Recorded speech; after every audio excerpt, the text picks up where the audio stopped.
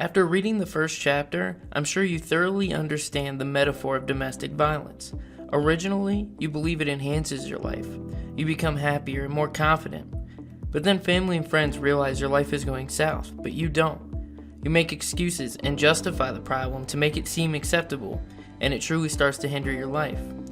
Then you repeat a cycle of justifying and endangering your well-being until you end up institutionalized, hospitalized, or dead. As you continued reading, we went over the loss of innocence, which is the lack of guilt or corruption. I mean, think back when you were 5, how everything that was deemed quote-unquote bad, you would never do. Drugs, sex before marriage, stealing, even a white lie felt demonic. Why and how does this evolve to be socially acceptable? Well, I guess you gotta think, what determines social acceptance? Acceptance is able to be tolerated or allowed. Therefore, what determines social acceptance is what is tolerated and allowed, and of course, what is not. But how does this change? Well, it can vary from age, situation, locality, etc. But I think it can be broken down into a rule of 3. First, the conviction, when you stand up and say how you feel. No, this is wrong. Second, the mental no, when it becomes slightly more acceptable, in fact, maybe so acceptable, you don't feel comfortable standing up for what's right. Why? Because so many people are doing it. And then third, the temptation, or possibly the execution. Now it just doesn't seem so wrong. So what does this rule of 3 have to do with addiction?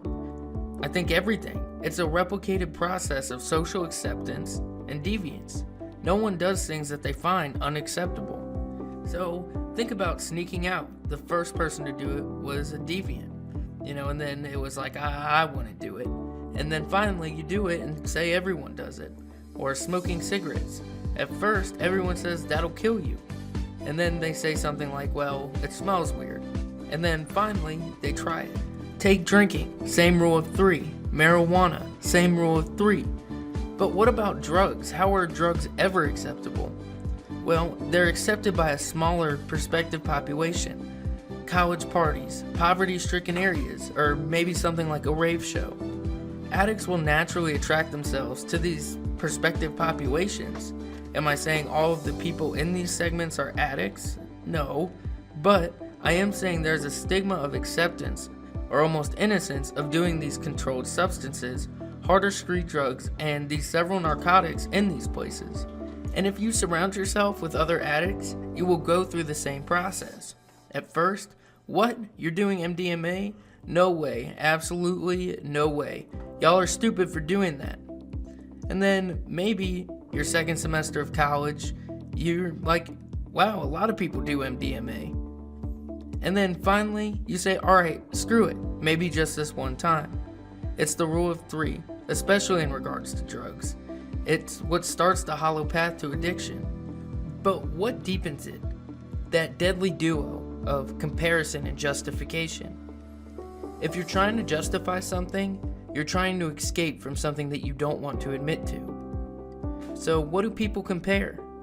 They'll compare the type of drug, or maybe the age of the user, or possibly when and where the substance is used, or the length that they have used them. And the easiest and most common, that's them. It's not me. I'm different. That would never happen to me. This gives you a sense of innocence. It's a psychological game to unconsciously make it acceptable to do. Like domestic violence. Oh, it was only one hit. He was stressed.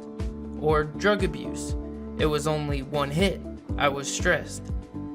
When you compare, it is always someone you perceive to be in a position that is more addicted. It's that self-fulfilling prophecy. And comparison and justification gives you that sense of innocence, and it may make it socially acceptable for you, but it will deepen your addiction.